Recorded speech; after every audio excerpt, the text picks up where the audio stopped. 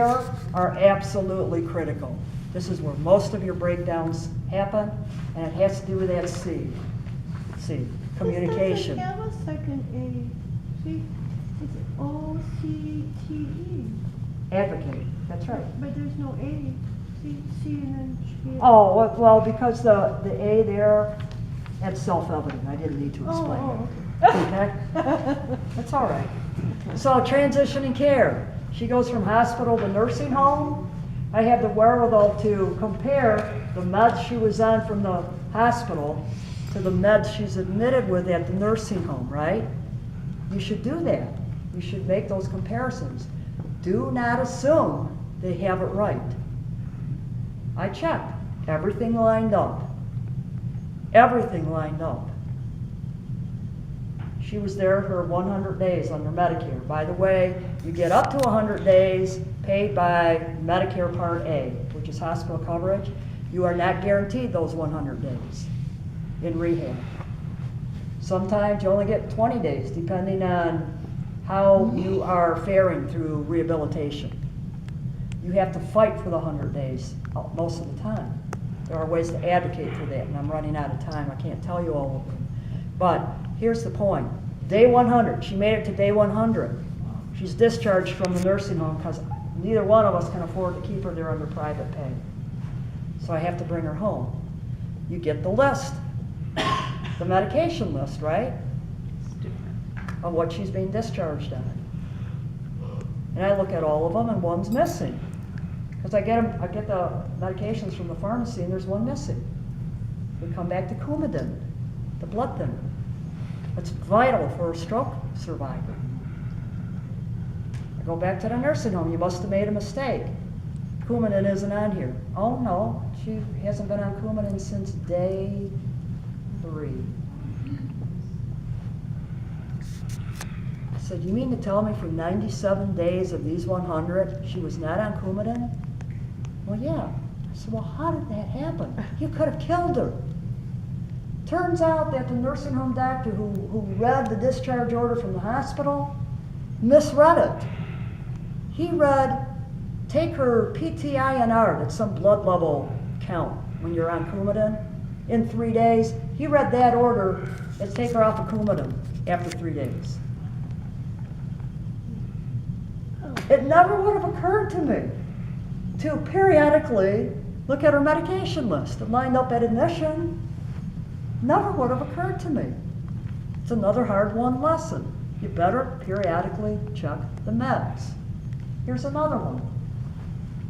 In July of 2003, she fell and broke her hip. She had to have emergency hip replacement surgery. About 3 weeks after that, she was in extraordinary pain. My mom seldom complained about pain. She's at home. I'm taking care of her at home. She's up for 2 nights in a row, so I'm up for 2 nights in a row. We're both exhausted. She continues to be in pain. I take her back to the orthopedic surgeon. Orthopedic surgeon takes pictures of her hip, comes back to the room and says, well, I don't know what to tell you. Orthopedically, she checks out. I said, Doc, this woman's in pain. I'm telling you, she is in pain. It took me an hour to get her from the front door down 3 steps into the car door. She could hardly do it. She is in pain. She doesn't complain about pain. I'm telling you, she's in pain. He continued to say, I don't know what to tell you. I said, Doc, you're the doc. If it's not her bones, it's got to be her nerves or her muscles or her blood vessels. You tell me. I don't know what to tell you. He came back.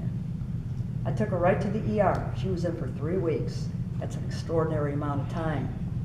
3 weeks. She had an infected hematoma by a nerve bundle in her hip. Because that doctor could not hear me in the heat of the moment, I felt it was of no use to try and talk to him after the heat of the moment. So I did something I rarely do. I pulled rank. And I wrote a letter to the chief of surgery. And I told the chief of surgery everything that had happened and how totally useless this doctor was to me in the heat of the moment. And indifferent, seemingly indifferent to what I was telling him. He wasn't hearing me. You better believe that surgeon called me immediately upon getting that letter and said, you made me look like a jerk. Wow. And I wanted to say, But here's the moral of the story. He blurted out something trying to defend himself that, again, I never would have thought of. He said, I think I told you guys this story. He said, well, I want you to know that the hospital was pressuring me to use a suboptimal prosthetic device, translated cheap part, in your mom because she was just an old lady. That's what he said the hospital said. And I used the gold standard of parts. Would you ever have thought, prior to surgery, to check the caliber of the parts being put in your loved one's body? Never would have dawned on me. How would we know that? There's no way in God's Okay. name that we would know that. Well, there is kind of a way. There is, okay. There is. Perhaps not definitively, but there's a way you can start to get at it. And this time last year, I was wearing a patch over one eye. I looked like a pirate because I had, Stress. incredibly to me, I needed cataract surgery. Couldn't believe it, I'm too young for this. So I couldn't coordinate my eyes because I'm severely nearsighted. And cataract surgery made me slightly farsighted. So I had this like longy, near-eyesighted eye and this slightly farsighted eye, and there's no way I could focus, even with one lens in and one lens out. So I had to wear a patch.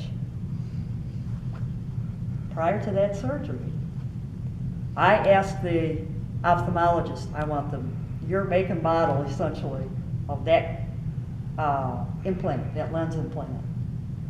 And so he gave it to me. It's kind of an odd question. No one had ever asked him that before, but he gave it to me. I called the manufacturer of that part. I said, have you had any recalls on this? And they said no. So that's one way you can get at it. You will, if you think about it, the ads on TV about defective hip implants, made by Dupuy, Stryker, and I can't remember the third one. So get the year, make, and model of those parts ahead of time and call the manufacturer. That's the best that you can do. All right, so you get from the hospital to the nursing home, and then you get from the nursing home to home, and I'm out of time. You have to figure out how to evaluate home care agencies. And then ultimately you get into, perhaps, hospice. You have to ask the right questions to evaluate hospice entities. Because there was, in December of last year, a New York Times series about hospice care, and most of them now are for-profit. They used to be not-for-profit. Most of them are for-profit. And because they are for-profit, things are happening in hospice care that are not good. And so you have to have ways of evaluating that. If you want, I'm keeping you already overtime. I didn't think I'd even be an hour. I don't want to push my luck. But if you want more information, I didn't bring it with me, but I do have online a checklist of questions that if you call me, I will send to you. Okay? How much do you charge an hour for helping?